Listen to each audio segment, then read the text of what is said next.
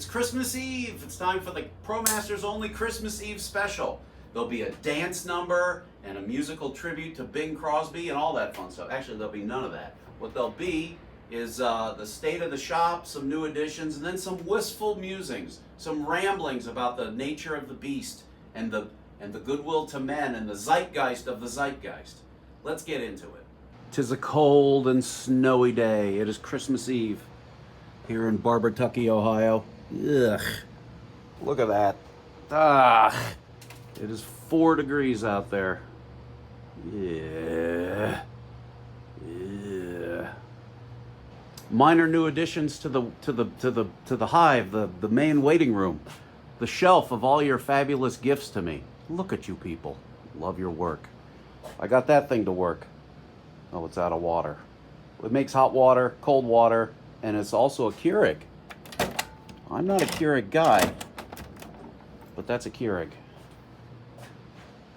Also new is the hanging of the map, this map, which says on it, as you'll note, do not touch or it will fall on your head. You've been warned because it's just up there with mechanic's wire.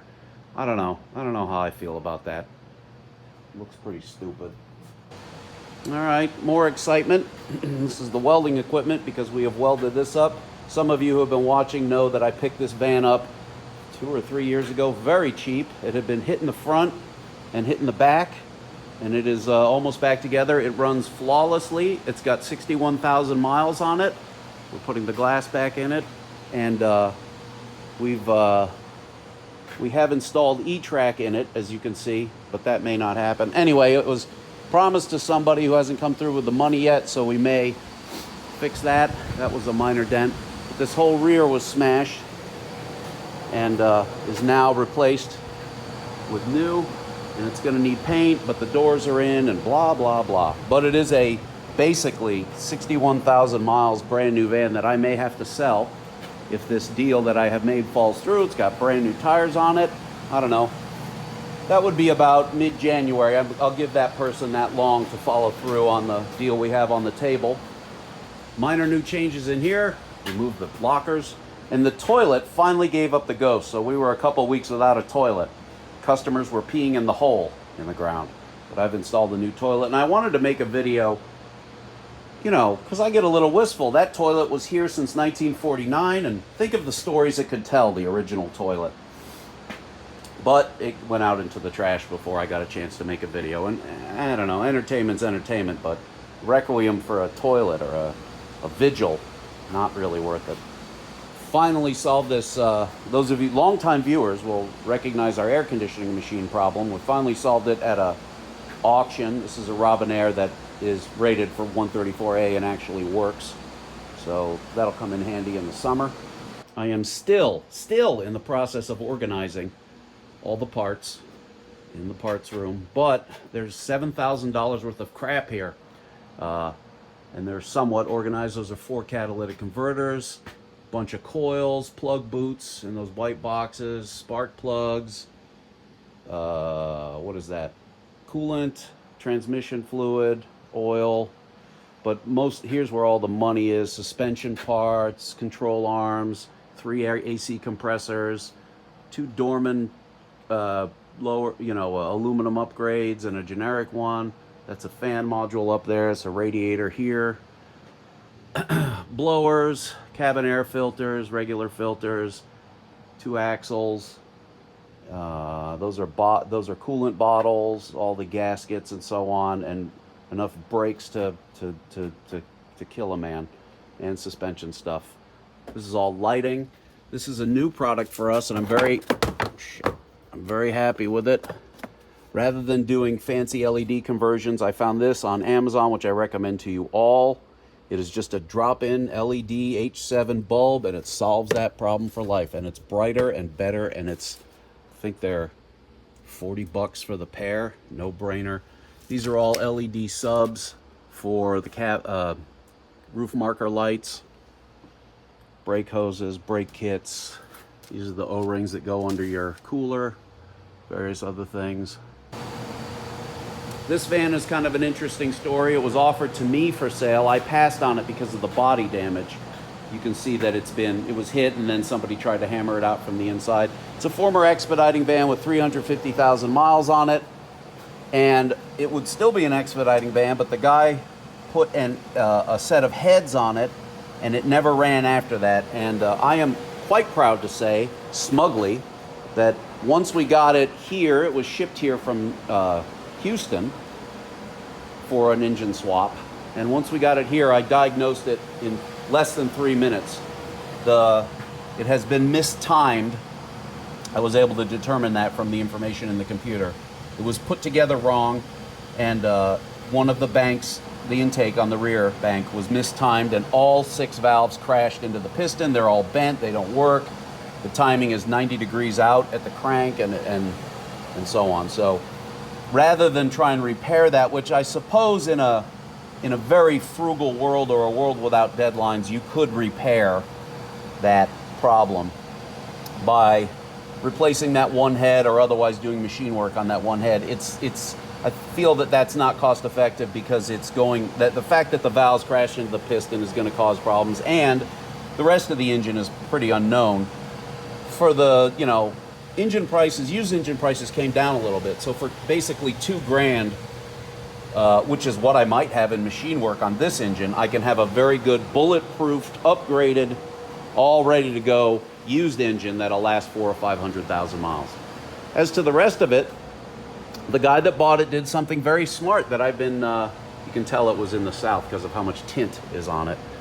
But the guy did something that I've been saying for a long time. Find the cheapest van you can find with mechanical problems and invest from there. So I don't want to say what he's got into it. All I can say is that when I'm done, he'll have, and we'll clean it up for him too, aside from that body damage, and there's another big scrape on this side here, aside from the body damage and aside from the number on the odometer, he will have basically a brand new van for slightly less than half of what you would pay for such a device, and a van that has been gone through and tested and bulletproofed and upgraded and all that fun stuff.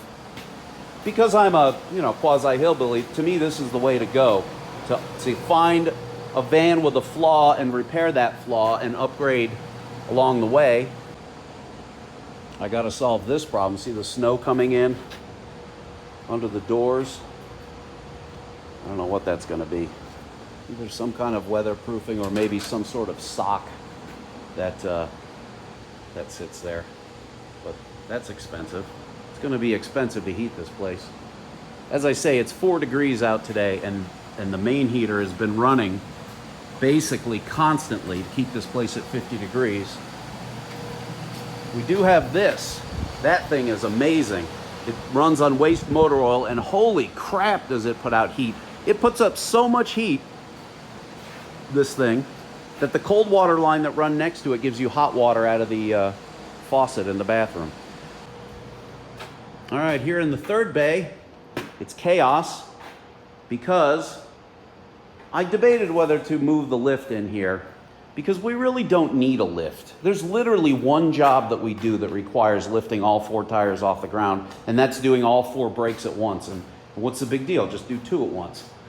But it does come in handy for other vehicles that occasionally come in, or my cars, or Also over here, this is the transmission that came out of the 200. I know that because I wrote 200 on it. I may do something with this transmission, because this transmission will bolt right into your, it's blown, but it will bolt right into your ProMaster, with the addition of putting your original diff assembly on the back, because that has the gear in it.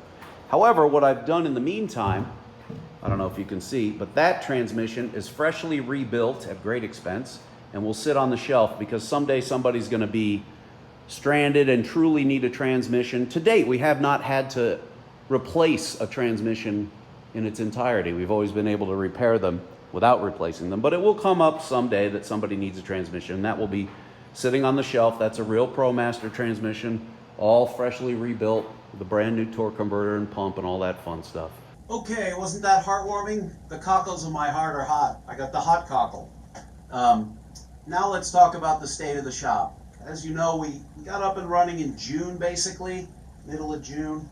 and we're going gangbusters since, and I'm quite heartened by how much business there is out there and how obvious it is that this is a viable business proposition to have at least one ProMaster specific shop in the continental United States. Most of the customers have been out of towners, and most of those have been, oh, I don't know, 40% expediters, 40% motorhome people, and full-timers generally, from distant places, both the expediters and the motorhome people, and then maybe 20% locals or near locals, as you would expect. In aggregate, we didn't make any money, but there is money to be made. I'm paying for a lot of startup costs and you know, a lot of things that you buy once, computer system, a tire machine, so on and so forth. Stocking the inventory is very expensive. And I may not be the best businessman in the world. Who the hell knows? What do I know? I'm just some schmuck. But so clearly we're going to continue. The challenge at this point, the big challenge will be finding another mechanic who can work on a sort of a spot job basis, because I have yet to go out and solicit Amazon and Postal and FedEx Ground and a bunch of other fleets. If I had one fleet, I would be swamped and nobody would ever sleep around here because there's just too much work to be done. I suppose I would rather prioritize the individual person over some large fleet. But of course, the real answer is it would be much better to do both, because volume is volume. So the difficulty will be finding a person who can either work on the spot or as fleet breakdowns happen, because those don't happen in a scheduled way like I've been able to schedule everything else. Or have Lincoln do some and the other guy, I don't know, that's going to be the major hurdle. Difficult to find that person and pay them without the work and then get the work, but if I get the work first, I don't have that person, I can't pay, you know what I mean, then I'm screwed. So it's very tricky, it'll be a tricky transition. And in fact, I'm not going to do anything about it. I'm not going to push that approach until spring, when it's not quite so miserable and not quite so panicked. That would be the time to bring in another mechanic.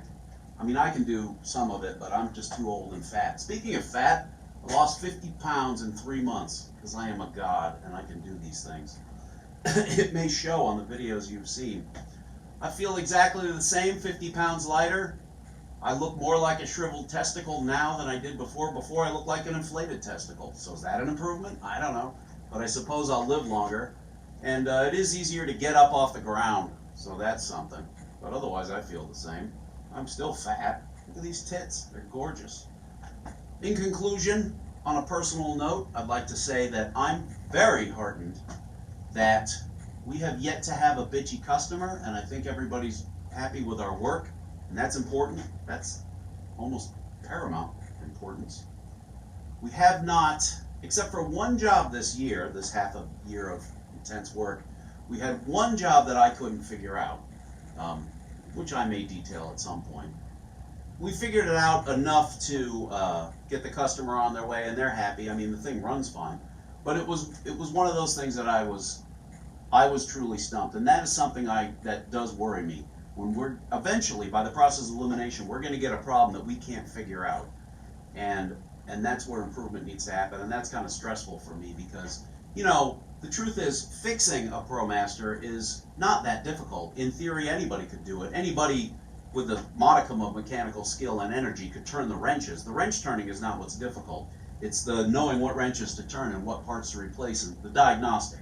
As you would expect with any modern car that's complicated, it's the diagnostic and the electrical aspect of it is 90% of it. Armed with a correct diagnosis, I could talk anybody through almost any job, and I have.